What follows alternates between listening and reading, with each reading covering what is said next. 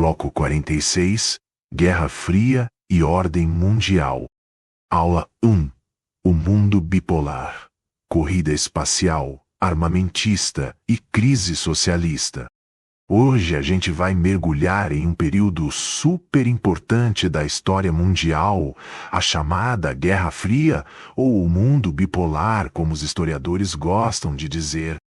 Então, imaginem só, depois da Segunda Guerra Mundial, o mundo ficou dividido em dois blocos. De um lado, os Estados Unidos, defendendo o capitalismo. Do outro, a União Soviética, representando o socialismo. Essa divisão não era só política ou econômica, ela ia muito além. Era ideológica, militar, tecnológica e até cultural. E, claro, gerava muita tensão. Agora, vamos começar pela corrida armamentista. Ambos os lados queriam ter o maior poder militar do mundo, e isso incluía armas nucleares. Cada país tentava mostrar ao outro: olha, se você mexer comigo, vai se arrepender. Esse jogo de intimidação ficou conhecido como o equilíbrio do terror. Assustador, né? Mas super importante para entender como funcionava a lógica da Guerra Fria. E por falar em competição, não dá para esquecer da corrida espacial. A União Soviética começou na frente, lançando o Sputnik, o primeiro satélite artificial da história, em 1957. Pouco tempo depois, eles enviaram o Yuri Gagarin, o primeiro homem no espaço. Mas os EUA reagiram rápido e em 1969 conseguiram colocar o homem na Lua com a missão Apollo. Cada conquista não era só científica, era uma demonstração de poder e prestígio ideológico. Enquanto isso, o bloco socialista enfrentava problemas sérios. A economia planificada não funcionava bem. Os custos militares e tecnológicos eram altíssimos, e havia muita pressão interna. Tudo isso acabou enfraquecendo o sistema, contribuindo para a queda do bloco socialista no final dos anos 80 e início dos anos 90. E tem mais. Esse período não foi só sobre superpotências. O mundo todo foi afetado. Países do terceiro mundo muitas vezes viravam um campo de batalha ideológico, político e até militar. A Guerra da Coreia, o Vietnã e até intervenções na América Latina são exemplos disso. Agora, se você quiser lembrar dos eventos-chave, preste atenção: Plano Marshall e Doutrina Truman, que consolidaram a influência dos EUA na Europa. OTAN e Pacto de Varsóvia, as alianças militares de cada bloco. Crises tensas, como a crise dos mísseis em Cuba, que quase levou o mundo a uma guerra nuclear. E, por fim, o legado. Com o fim da Guerra Fria, o mundo deixou de ser bipolar e começou a caminhar para uma nova ordem mundial.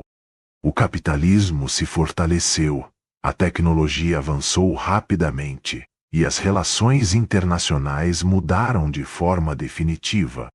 Então, resumindo, a Guerra Fria não foi uma guerra convencional.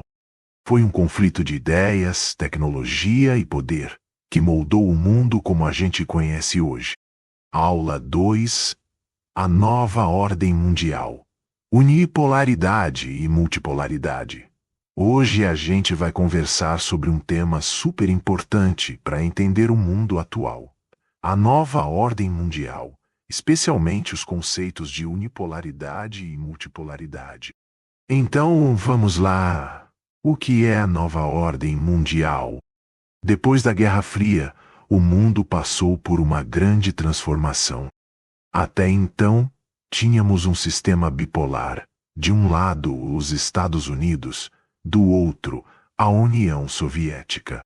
Cada superpotência comandava seu bloco de influência com ideologias, alianças e forças militares bem definidas. Mas tudo mudou com a queda do Muro de Berlim, em 1989, e a dissolução da União Soviética em 1991. De repente, o mundo não era mais bipolar. Surgia a chamada Nova Ordem Mundial, uma reorganização das relações de poder no planeta. Unipolaridade. O mundo com o líder nos anos 90, os EUA se tornaram praticamente a única superpotência. Isso é o que chamamos de unipolaridade. Um único polo de poder. E o que isso significa na prática?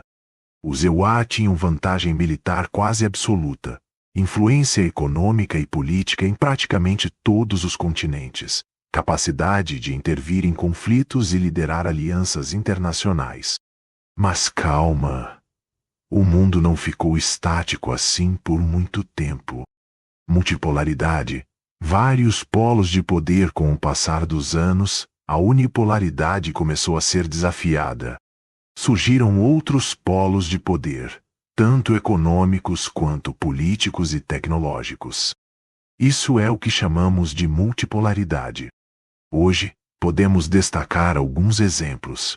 China, crescendo rápido em tecnologia e economia. União Europeia, com grande influência econômica. BRICS, Brasil, Rússia, Índia, China e África do Sul, buscando mais protagonismo. Japão, Oriente Médio e outros países também entram nesse jogo de influência. Ou seja, o poder mundial passou a ser distribuído entre vários atores, e não mais concentrado em um único país. O que mudou na prática? A transição para a multipolaridade trouxe algumas consequências importantes: globalização, capital, comércio, tecnologia e informação. Circulam pelo mundo mais rápido do que nunca. Organizações internacionais e blocos econômicos, União Europeia, Mercosul, ASEAN, entre outros, ganham cada vez mais força. Desigualdades persistentes, norte global. Resumo: a unipolaridade foi o período em que os EUA se destacaram sozinhos como superpotência. A multipolaridade é o mundo atual, com vários polos de poder se equilibrando e disputando influência.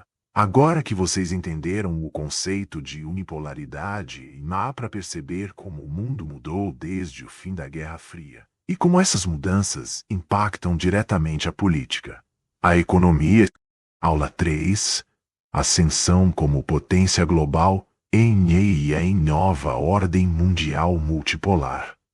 Hoje vamos falar sobre um tema muito atual e super importante: a ascensão da China como potência global e a formação da China como potência global e a formação de uma nova ordem mundial multipolar.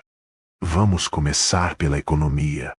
Nos últimos anos, a China passou de um país emergente para a segunda maior economia do mundo. Isso não é pouca coisa. Eles se destacam na produção industrial, nas exportações e também na tecnologia e inovação. Ou seja, a China não só produz muito, como também cria produtos cada vez mais sofisticados. E não é só a economia que impressiona. A China também tem ampliado sua influência política e diplomática. Um bom exemplo disso é a chamada Nova Rota da Seda, um projeto gigante de infraestrutura que conecta a China a diversos países, fortalecendo relações comerciais e políticas ao redor do mundo. Agora, falando de poder militar, a China vem modernizando suas forças armadas e aumentando a capacidade de projeção global. Isso significa que ela consegue atuar além das suas fronteiras, equilibrando, de certa forma, o poder dos Estados Unidos no cenário internacional.